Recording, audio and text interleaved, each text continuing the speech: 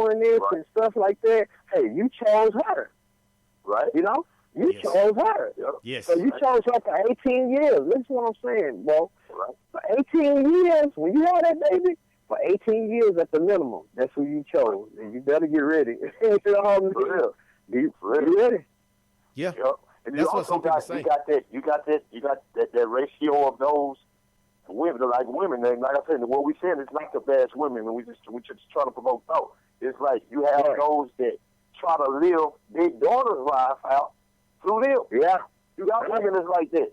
They try to raise their daughters to be like them and want them to fulfill the dreams that they didn't get. That might not be what she wants. You know what I mean? So it's like it's so many things. So that's what I said, but it's so many different dynamics that create problems when you take that man out of that household. And I think a lot of men, they want that. I mean, it's in our nature to be men. We know some of the odds are stacked against us. We know that. We know how it's already set up. You know what I mean? But you still have to allow him. You still have to allow him. You got to give him his space. The little space that they left, you got to give it to him. Like, we really have to. We really have to. Because if not, this cycle is going to keep going, man.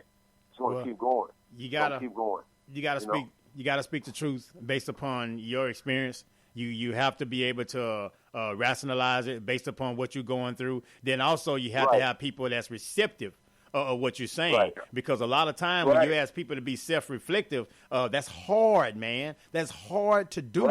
You know, to say, you know what, I did raise a sorry young woman. I did raise a sorry young man.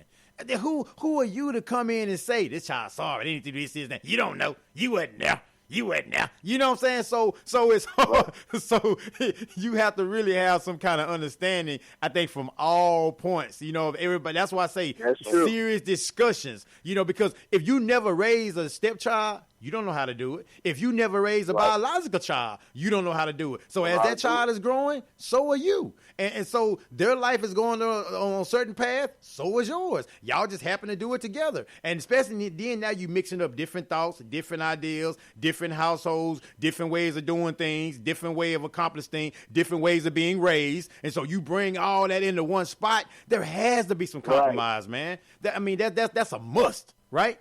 There has to be. I mean, I give mad respect and mad props to any man or any woman out here that takes care of another person's child.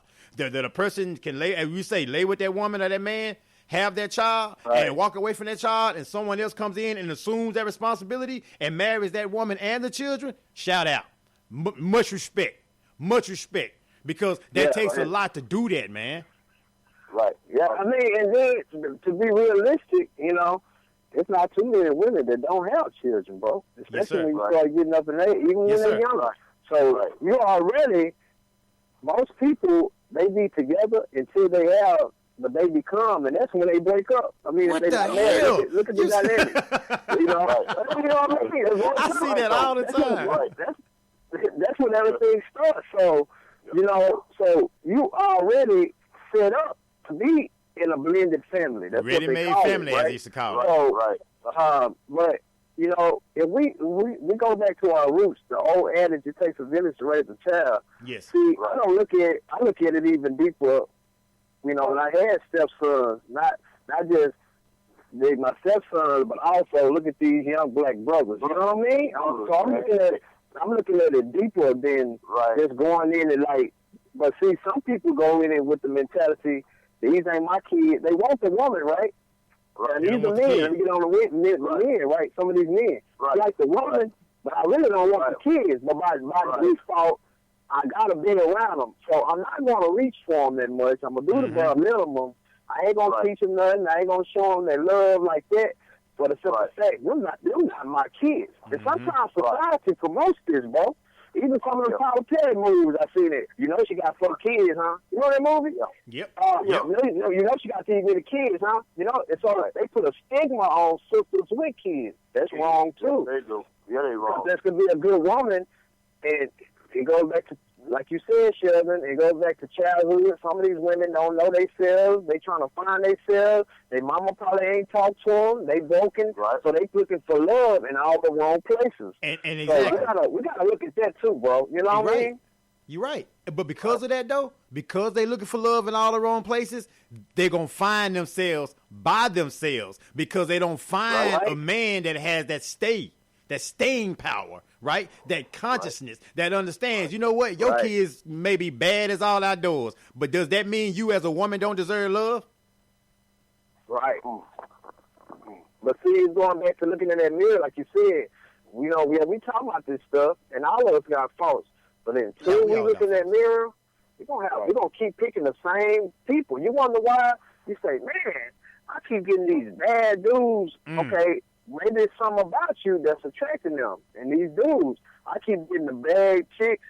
Well, maybe it's something about you. So you got to do self-inventory. You know what I mean? Like, what do I want? So then start looking at yourself. Like, sometimes it's good to be alone and be patient. Like, after my divorce, I didn't rush into no relationship, bro. I said, let me get some time to myself, you know what I mean, and focus on myself and see what I really want. Because sometimes we really don't know what we want. We think we want this, you know what I mean? So do some self-evaluation, self-assessment, and then, you know, take it slow.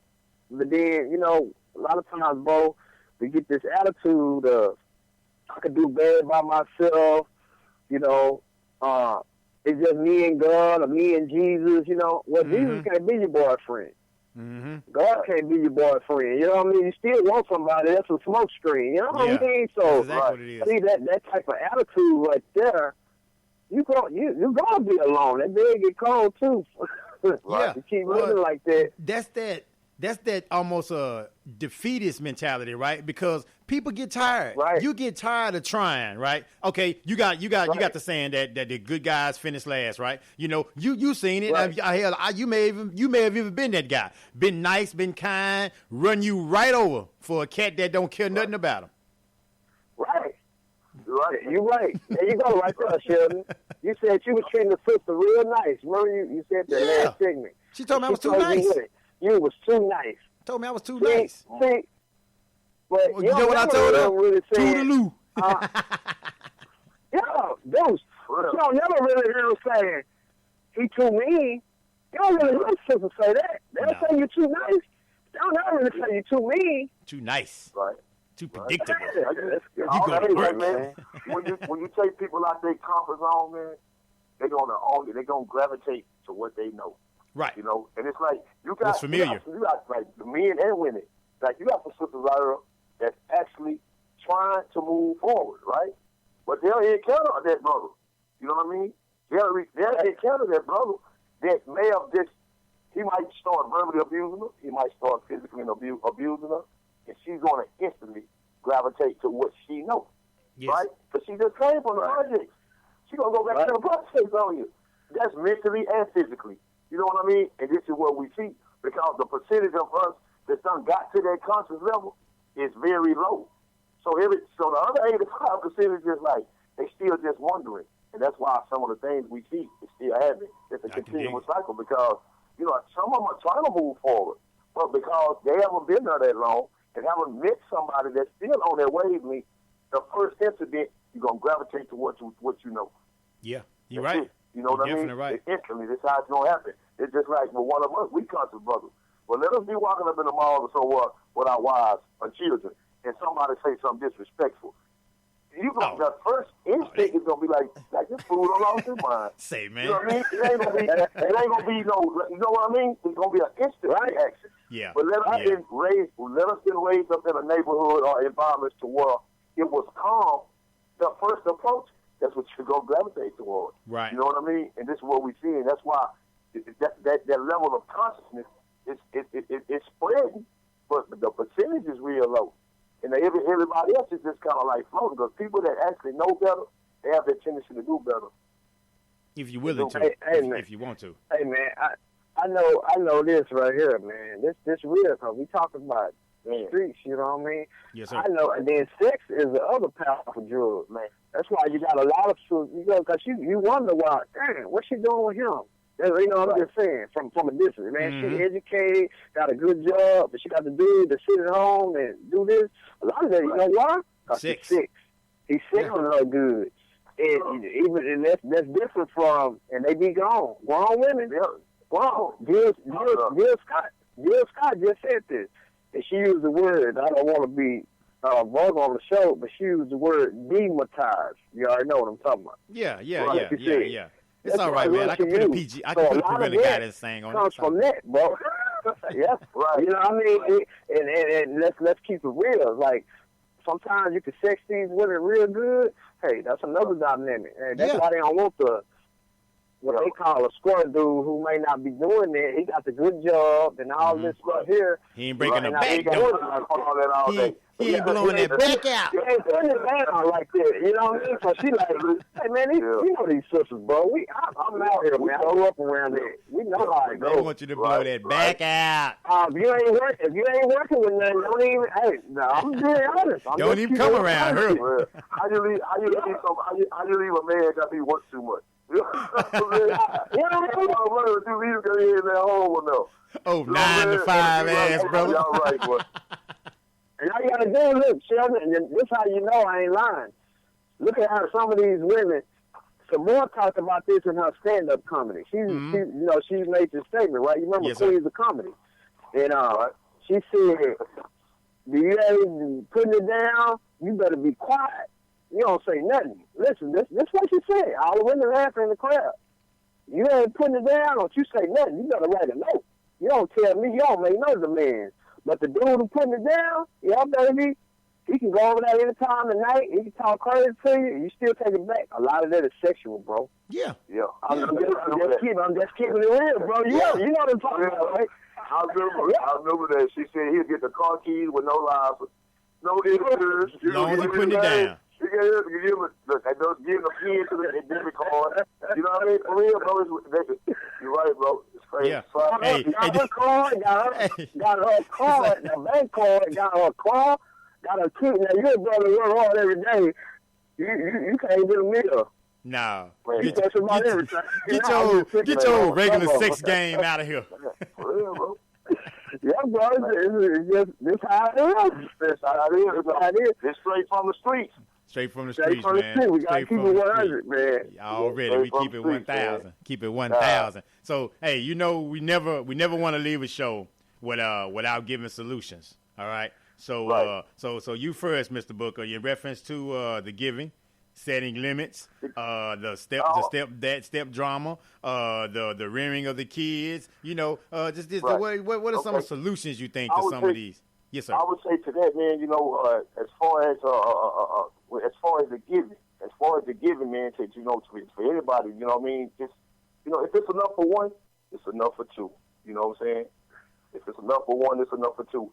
And also, like with our children, man, for y'all sisters out there having children, for the brothers as well, I would say from the moment that you plant your seed, just know that it's already in the best hands. And before anybody knows, it's already being designed to do what it do. So at that point, we already prepared to do what we need to do. You know what I'm saying? It's just be mindful of the things you say and be mindful of the things that you do. Because, like I said, for y'all sisters that having children, everything reverberates in you, within your womb. And that, just try to stay positive, man. You know what I mean? Like the Brandon said one day, there's really no sound solution, but it's trying to stay as conscious as possible. Yeah, definitely. It's definitely not a one-size-fits-all, and that's what I said. We just try to get different ideas out here because even people that's listening, they'll have a solution as well. And, hey, by all means, comment. Right. Comment on the post and chime in on that. Mr. Whiting, some of your solutions, my brother. Man, I just say, all of us broken, bro, in some aspect. You know what I mean? And we got to just be real with ourselves and look at our faults and our strengths and our weaknesses. And we got to tolerate each other, and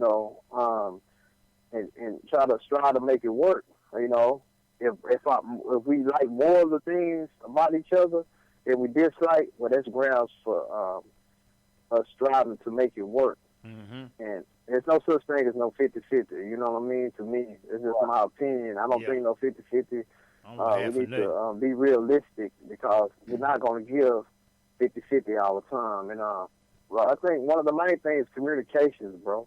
Yes. You know what I mean? We got to communicate with each other and talk with each other and not at each other. And, you know, just go back to the love and